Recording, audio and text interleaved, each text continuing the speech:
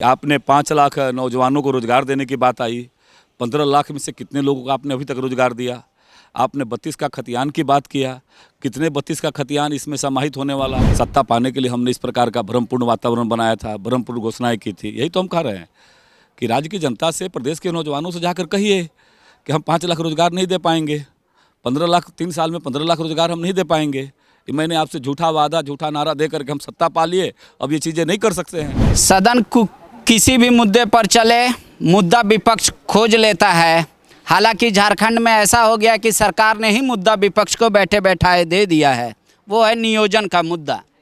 आज हर कोई युवाओं के लिए चिंतित है विपक्ष में, और सत्ता पक्ष को कह रहा है ये लापरवाह हैं। हमारे साथ विपक्ष के विधायक अनंत ओझा जी हैं, नियोजन पे बोल रहे इतना किचकिच काहे है? बोल रहे आप पे आरोप लगता है कि आपकी सरकार ने बाहरियों को नौकरी दिया। बोल रहे हैं हम अगर मान लीजिए 60-40 भी किए तो इसमें 60 तो सुरक्षित है। नहीं, अभी आपके माध्यम से आपने देखा होगा, स्वयं माननीय मुख्यमंत्री जी ने अभी इंजीनियर का नौकरी देने का काम किया था, और उसमें कितने प्रतिशत लोग बाहरी लोग हैं? 65% लोग बाहरी लोगों के हाथ में सरकार ने नियोजन इंजीनियर बनाने का काम किया राज्य के अंदर।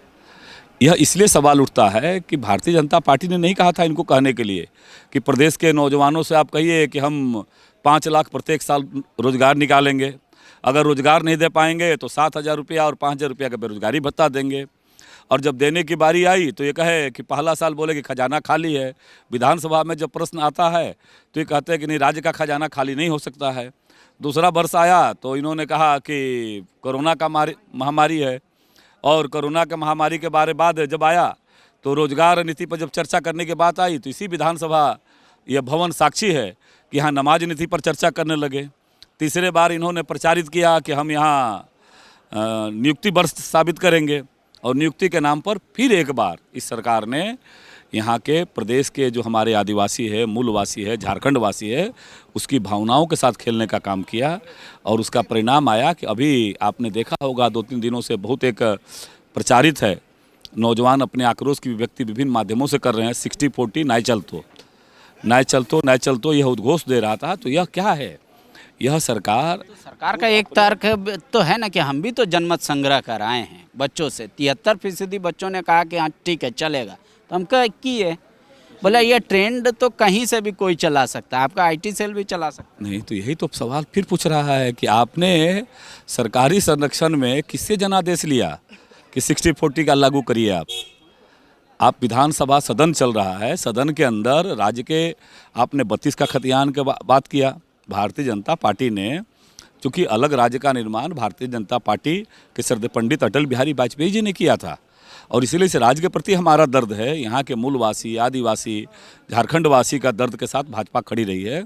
आप जब लाए तो सदन में एक स्वर से हम लोगों ने कहा कि ठीक है आप लागू करिए, जबकि नियोजन राज्य का विषय है।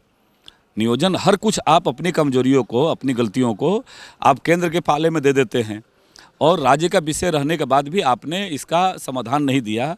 और पुनः प्रदेश के नौजवान इस चौराहे पर आकर खड़ा है, वो पूछ रहे हैं कि आपने हमारे लिए क्या किया। आप लोग के लिए तो मज़ा हो गया कि सरकार लीगली राइट होने के क्षण में पॉलिटिकली रॉन्ग हो गई, और अब अभी इसको मुद्दा बना रहे हैं। आप लोग कह रहे हैं कि हम वाद विवाद चलने दें, प्रश्नकाल चलने दें, जब मैटर रखेंगे उस दिन चर्चा कर लेते। जवाब भी नहीं सुनते, विपक्ष वॉकआउट कर जाता है। बोले ऐसे थोड़ी चलता है सदन। आपके माध्यम से आज ही मैंने सदन के अंदर इस विषय पर कार्यस्थगन प्रस्ताव लाया था कि नियोजन एक राज्य के युवाओं का ज्वलंत मुद्दा है, और राज्य सरकार इस पर चर्चा कराए, चर्चा करा करके माननीय मुख्यमंत्री जी या सरकार इस पर उत्तर दे।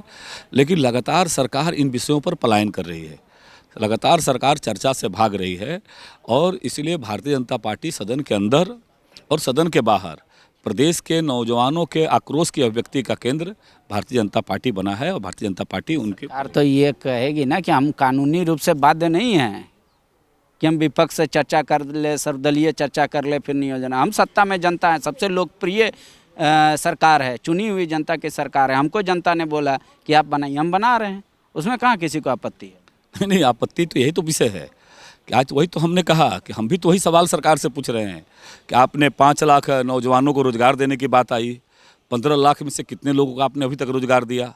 आपने 32 का खतियान की बात किया, कितने 32 का खतियान इसमें समाहित होने वाला है। कांग्रेस कह रही है कि पॉलिटिकल, जैसे बीजेपी ने कहा था ना 15-15 लाख और 2 करोड़ नौकरी, बोल रहा है उसी तरीके से इसको भी लिया जाए।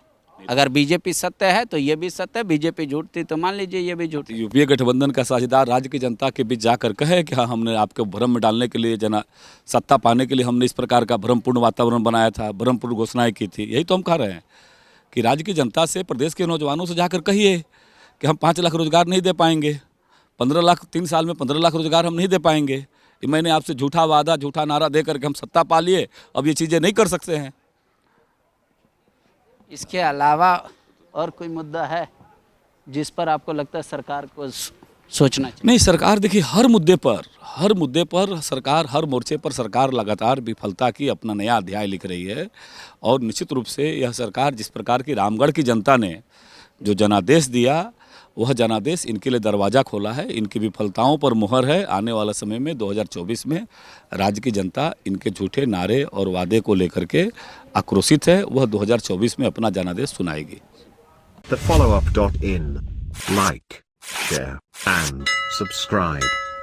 www.thefollowup.in